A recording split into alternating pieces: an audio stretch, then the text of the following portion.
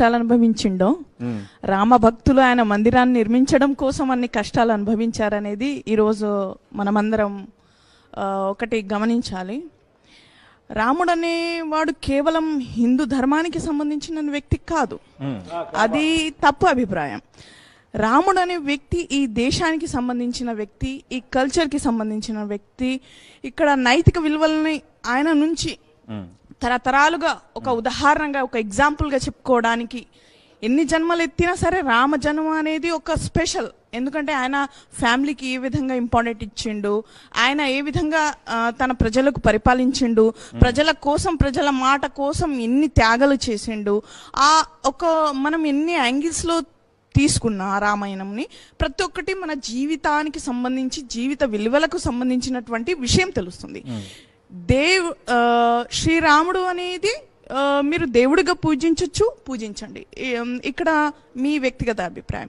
నేను రాముణ్ణి ఒక మంచి రాజుగా చూస్తాను, మంచి పరిపాలకుడు చూస్తాను, ఈ దేశానికి ఆదర్శవంతమైన పురుషుల్లాగా నేను భావిస్తాను. అది నా వ్యక్తిగతం, అది మీ వ్యక్తిగతం. కానీ ఇక్కడ చర్చ ఎందుకు వచ్చింది? ఇక్కడ అసలు వాస్తవమైన చరిత్ర కొంత మనం మాట్లాడుకోవాల్సిన అవసరం ఉంది. బాబర్ ఫస్ట్ మనం ఇస్లాం ప్రకారం చూద్దాం, ఇది కరెక్టా కాదా. బాబర్ అనేది ఒక వ్యక్తి పేరు, ఒక రాజు పేరు, ఒక చక్రవర్తి పేరు. దాన్ని మనం ఏ విధంగా, వారు ఎందుకు వచ్చారు? వారు కేవలం భారతదేశం వైపే కాకుండా ప్రపంచంలో ఉన్నటువంటి ప్రతి ఒక్క కల్చర్ని విధ్వంసం చేసుకుంటూ వచ్చినటువంటి వారు బాబర్. బాబర్ వచ్చిన వెంటనే ఈ దేశం యొక్క బలమైన భావన ఏంటి? మథురలో కృష్ణ మందిర్ కానీ, కాశీ విశ్వనాథ్ కానివ్వండి, ఈ అయోధ్య రామ్ కానివ్వండి, వీళ్ళు ఫైండ్ అవుట్ చేసిండ్రు వీళ్ళ భావన ఏంటి, వీళ్ళకి ఎక్కడ దెబ్బతీయాలా. ఫస్ట్ వాళ్ళు వచ్చిండ్రు అయోధ్యలోని రామ మందిరం పైనది కులగొట్టి దాన్ని గుమ్మజ్గా తయారు చేసిండ్రు. పైన మినార్ కట్టలేదు. మీరు ఇస్లాం ప్రకారం విశ్లేషణ చెయ్యగలిగితే అనుకుందాము, అక్కడే మస్జిదే ఉంది, రామ టెంపుల్ లేదు అని అనుకుందాము. మస్జిద్ కట్టినట్లయితే అకార్డింగ్ టు ఇస్లాం వాటర్ లేనిది వజూ చేయడానికి కంపల్సరీగా వాటర్ కి ఏర్పాట్లు ఉండాలి. మన భౌతికమైన ప్రూఫ్ కోసం నేను మాట్లాడుతున్నా. కానీ అక్కడ వజూ చేయడానికి కానీ నీటికి కానీ ఎటువంటి ఏర్పాట్లు లేవు. కాబట్టి అది మస్జిద్ ఎట్లయితుంది? రెండో విషయము, మస్జిద్ ఎక్కడ కడతాము మనము? ముస్లిం సమాజం ఉన్నప్పుడు కదా అక్కడ మస్జిద్ నిర్మించేది. ఇప్పటికి కూడా అయోధ్యలో ఒక ముస్లిం కుటుంబం కూడా లేదు. ఇది ప్రామాణికం కోసం చెప్తున్నాను నేను. రెండో విషయం, వీళ్ళ భావనను దెబ్బ కొట్టాలని ఒకే ఒక కాన్సెప్ట్ కూలగొట్టిండ్రు, వెళ్ళిపోయినరు. అక్కడ నమాజ్ జరగలేదు, ఏమీ జరగలేదు. ఈ విషయాన్ని బాబర్ నామాల్లో రాసిండ్రు. ఏం రాసిండ్రు? జన్మస్థాన్ అంటే ప్రొఫెట్ మొహమ్మద్ గారు ఇక్కడ జన్మించలేదు, బాబర్ ఇక్కడ జన్మించలేదు. జన్మస్థాన్ అనే మాట బాబర్ నామాలో రాసి, ఆయన ఎవరు హిందూ కాదు, ఆయన పక్క ఇస్లాంని అనుసరించినటువంటి వ్యక్తి. జన్మస్థాన్ బాబర్ నామాలో జన్మస్థానాన్ని స్పష్టంగా రాసిండు ఆయన. అంటే ఈ జన్మస్థానం అనేది ఎవరిది? శ్రీరాముడిది అనేది వాళ్ళే ఒప్పుకున్నట్టు. చాలా మంచి విషయం చెప్పారు. రెండో విషయము, శ్రీరాముడు టెంపుల్ కట్టడానికి ఈ భారతదేశంలో ఇంత సమయం, ఇన్ని ఉద్యమాలు, ఇంత లక్షలాది మంది ప్రాణత్యాగం అవసరమా అనేది మనకు ఒక ప్రశ్న, మనల్ని మనం ప్రశ్నించుకోవాల్సిన అవసరం ఉంది. అయితే 1857లో మొట్టమొదటి స్వతంత్ర సంగ్రామం ఉద్యమంలో బ్రిటిష్ వాళ్ళు ఏం చేశారు అంటే, ఈ హిందూ ముస్లిం విషయాన్ని, ఈ బాబర్ మస్జిద్ని, ఈ అయోధ్య టెంపుల్ని తీసుకొచ్చి హిందూ ముస్లింల మధ్య వివాదం నేపిండు. అప్పుడు ఏం చేసిండ్రు? ముస్లింస్ రామ మందిరం కోసం పోరాటం చెయ్యలేదనే అభిప్రాయం చాలా తప్పు. కొంతమంది తమ రాజకీయ స్వార్థం కోసం, ఓవైసీ బ్రదర్స్ లాంటి వాళ్ళు, ఈ రోజు మీరు చూసుకున్నట్లయితే రామ ట్రస్ట్, శ్రీరామ ట్రస్ట్ ఏదైతే ఉందో, ఇక్బాల్ అన్సారీకి భూమి పూజకి ఇన్విటేషన్ పంపింది. ఇందులో చాలా మంది ముస్లింస్ ఉన్నారు.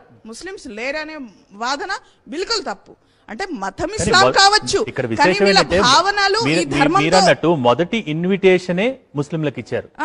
మొదటి ఇన్విటేషన్ ముస్లింలకు ఇచ్చారు. అది భారతీయ సనాతన ధర్మంలో ఉండే గొప్పతనం. అయితే ఇది కొంతమంది చేసుకున్నటువంటి వారు 1857లో. అయితే ఇది ఒక భవిష్యత్ తరాల కోసం ఇది ఒక ప్రాబ్లం కాకూడదు, ఇది బాబ్రీ మస్జిద్, అయోధ్య మందిర్, శ్రీరామ మందిరం అనే వివాదం కాకూడదని 1857లో ముస్లింలను, హిందువుల ఈ సమస్యను పరిష్కరిస్తామని ఇటు హిందూ పెద్దలు, ఇటు ముస్లిం పెద్దలు కూర్చున్నారు. కూర్చొని చర్చించిండ్రు. ఈ రాబోయే తరాలకు మన పిల్లలు కొట్టుకోకూడదు ఈ మందిర్ పేరుతో ఈ మస్జిద్ పేరుతో అని వాళ్ళు చర్చలు పెడితే ఆ చర్చలు పెట్టినటువంటి మత పెద్దలు అటు హిందువులను ఇటు ముస్లింలను ఏ చెట్టు కింద వాళ్ళు చర్చలు పెడితే అదే చెట్టు కింద హత్య చేసి ఉరికంబలకు వాళ్ళను వేలాడదీసిండ్రు. అంటే లైక్ ఓవైసీ అట్లాంటి సంస్కృతిని కొనసాగిస్తున్నటువంటి మన ఓవైసీ బ్రదర్ అంటే కేవలం ఇది ఒక హిందూ ముస్లిం అంశంగా చూపెట్టి గత కొన్ని వందల సంవత్సరాలుగా దీన్ని ఒక విభజించి చూపెట్టారు.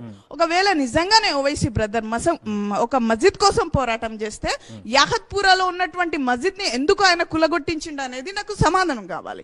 ఈ రోజు మీరు నిజంగా ఈ రోజు మోడీ గారు ఏ విధంగా భూమి పూజకి స్థాపనకి మీరు వెళ్తారు, మీరు కేవలం హిందువులకే ప్రధానినా ఈ దేశానికి ప్రధాని కాదా? లౌకిక భావనకు విరుద్ధం అంటున్నారు. అయితే లౌకిక భావన మీరు ఫస్ట్ చూపెట్టండి.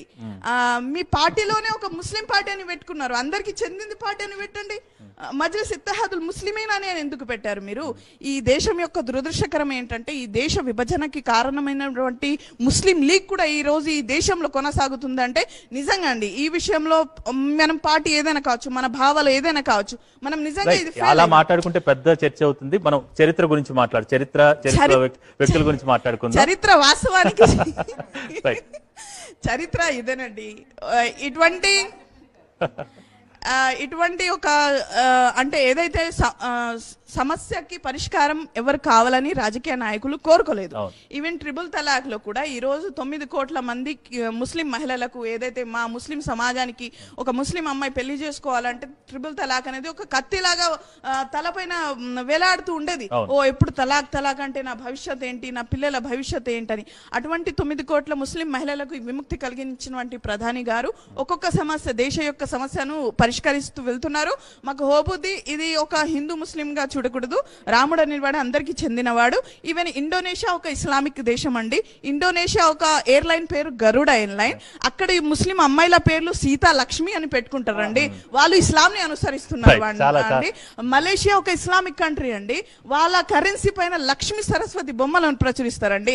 సౌదీ అరేబియా ఈ రోజు కోట్లాది ఖర్చు పెట్టి ఈ రోజు ఇస్కాన్ కి ఇచ్చి కృష్ణ మందిరాలు కడుతుంటే ఈ దేశంలో రామ మందిరానికి ఇంత చర్చ ఎందుకండి?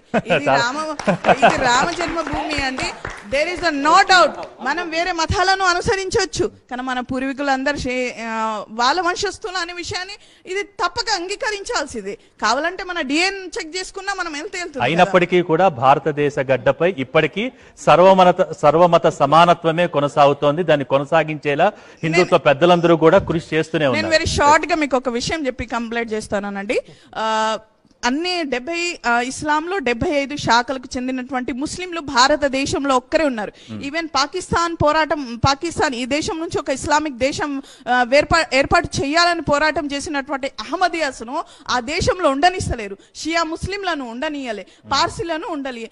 ఈ రోజు ఇస్లాంలో 75 ఉన్నటువంటి శాఖలు ప్రపంచంలో ఏ ఇస్లామిక్ దేశంలో లేదు. ఈ భారత భూమిలో ఉంది. భారతీయ ముస్లిం సమాజం కూడా రామ జన్మ భూమిని స్వాగతిస్తుంది. ఇది ఎవరైనా వివాదం చేస్తే వాళ్ళు రాజకీయం కోసం అనే విషయాన్ని మీరందరూ గమనించాలి. సుప్రీంకోర్టు ఇచ్చిన తీర్పు ఇది మనం మతం గురించి మాట్లాడుతున్నాం, అసలు మతానికి సంబంధించిన విషయమే కాదు. సుప్రీంకోర్టు ఇచ్చినటువంటి తీర్పు ఇది స్థిరాస్తికి సంబంధించినటువంటి విషయము. ఆస్తి వివాదం ఎవరికి చెందిందో వాళ్ళకి ఇచ్చిండ్రు కాబట్టి ఇది అసలు చర్చించాల్సిన అవసరం లేదు. ఇది ఎప్పుడో పూర్వపు మన ఇన్ని మంది ప్రాణ బలిదానాలు వాళ్ళ జీవితాలను త్యాగం చేయకముందు జరగాల్సిన పని, కానీ ఇది మోడీ చేస్తున్నటువంటి పనిని మనం అందరూ స్వాగతించాలి. మీరు ఒకటి గమనించారా, రామ మందిరం తీర్పు వచ్చిన తర్వాత ఏ ముస్లిం దీన్ని వ్యతిరేకించాలి అంటే అందరు స్వాగతించారు. ఓవైసీ ఎప్పుడో ఓవైసీ అగేన్స్ట్ వాస్తవంలో అయితే ఎవరు ఏం మాట్లాడలేదు. కాబట్టి ఇది ముస్లిం సమాజం దీన్ని స్వాగతిస్తుంది. యాజ్ ముస్లిం మహిళగా నేను చెప్తున్నాను, ఇది ఒక మతానికి సంబంధించిన విషయం కాదు. చాలా మంచి విషయాలు చెప్పారు షహజాది గారు. మీరు ప్రామాణికాలతో రుజువులతో సహా మీరు చెప్పినందుకు నిజంగా మనస్ఫూర్తిగా ಧನ್ಯವಾದಾలు తెలియజేసుకుంటాను మీకు. ವೀಕ್ಷಕರೇ, ಇಂತಹ ಹಲವಾರು ವಿಡಿಯೋಗಳು ನೋಡಬೇಕಾದ್ರೆ ಐಡಿಯಾ ನ್ಯೂಸ್ ಅನ್ನು ಸಬ್ಸ್ಕ್ರೈಬ್ ಮಾಡಿ, ಶೇರ್ ಮಾಡಿ, ಲೈಕ್ ಮಾಡಿ. ಕ್ಯಾಮರಾಮನ್ ಸಂಪತ್ ಜೊತೆ ಐಡಿಯಾ ಮಂಜು, ಐಡಿಯಾ ನ್ಯೂಸ್ ಬೆಂಗಳೂರು.